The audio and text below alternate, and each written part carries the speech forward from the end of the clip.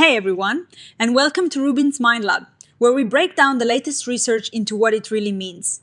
Ever wonder if your phone could actually help you feel better and not just distract you? This new study dives into that exact question. So, we all know how tricky it is to get digital tools like apps or chatbots to really understand what we need. It's like trying to get a generic piece of advice that works for everyone, but we're all so different, right? Well, researchers are looking at something called large language models, or LLMs, which are the super smart AI brains behind things like ChatGPT. They thought, could these LLMs be good at figuring out what kind of mental well-being help each person needs? Think about it. Instead of just saying, try mindfulness to everyone, what if a tool could look at your specific personality traits, your mood patterns, maybe even how you feel about yourself, and then suggest something that's a much better fit? That's the big idea here.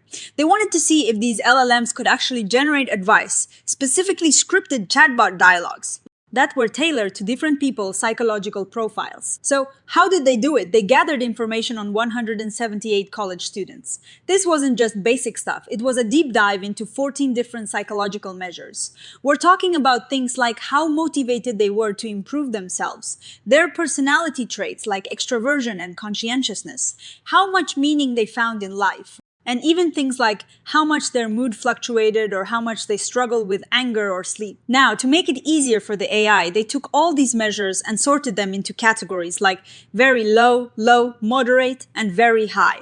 So, it was like giving the AI a detailed psychological report card for each student. Then, they had a whole library of 222 pre-written chatbot dialogues. These weren't just random chats. They were designed to help with specific well-being issues, based on things like cognitive behavioral therapy, gratitude exercises, or mindfulness. Some of them even had things specific to the Dartmouth College campus, where the study was done. Here is where it gets really interesting. They used 4 different LLMs to look at each student's profile and pick out 10 recommended dialogues from that library.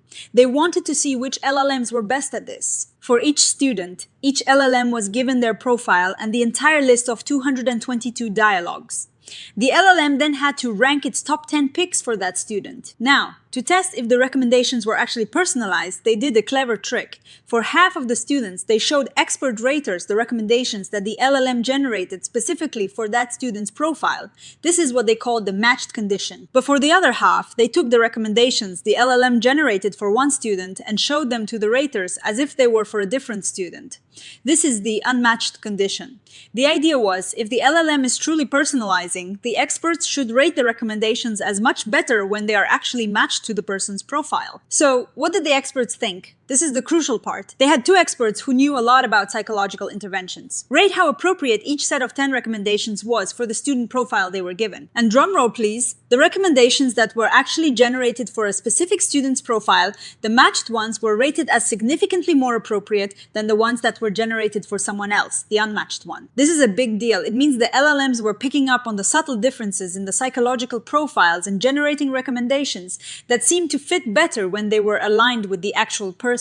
On a scale of 1 to 10, the matched recommendations scored about a point higher. That is a solid difference. The study also found that the recommendations were more appropriate when the top-ranked items were a better match to what the student would have received if the LLM had generated them for that student. This suggests that the order in which the LLM presents its suggestions really matters to the raters. Now, while the LLMs did seem to personalize, there were some important caveats or limitations, as scientists call them. First off, the experts' agreement on the ratings wasn't super high. This means that even though they were experts, they didn't always see eye to eye on what was appropriate. This is common in subjective fields like mental health, where there isn't always one single right answer. Another big issue they found was that the LLMs seemed to be really influenced by the order in which the interventions were listed in their library. The interventions at the very beginning of the list were chosen way more often than those at the end, no matter what the student's profile was. This is a known problem with LLMs called positional bias. And it means the recommendations might not be as purely based on the student's profile as they first appear. This is a really important point because the order was the same for everyone. It didn't mess up the main comparison of matched versus unmatched recommendations. But it does mean that the LLMs are showing some biases based on how the data is presented to them. The study also mentioned that the intervention library itself was mostly created by undergraduates, and the dialogues weren't rigorously tested for how effective they are. Plus, the LLMs they used were from late 2025, and AI technology changes so fast that their capabilities will be outdated pretty quickly.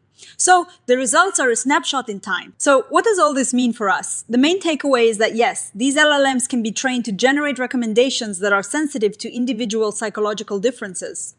This is a promising first step towards truly personalized digital well-being tools. Imagine an app that knows you're feeling really stressed because of upcoming exams and suggests a specific meditation technique that is known to help with academic pressure, rather than just a generic take a deep breath. But it is crucial to remember this is a proof of concept, a first try. It's not ready for prime time in unsupervised clinical settings. We need a lot more research. The study authors themselves say we need to move from just asking experts if recommendations look appropriate to actually seeing if they help people feel better in real life. Does this personalization lead to more people actually using the interventions, sticking with them, and ultimately improving their well-being?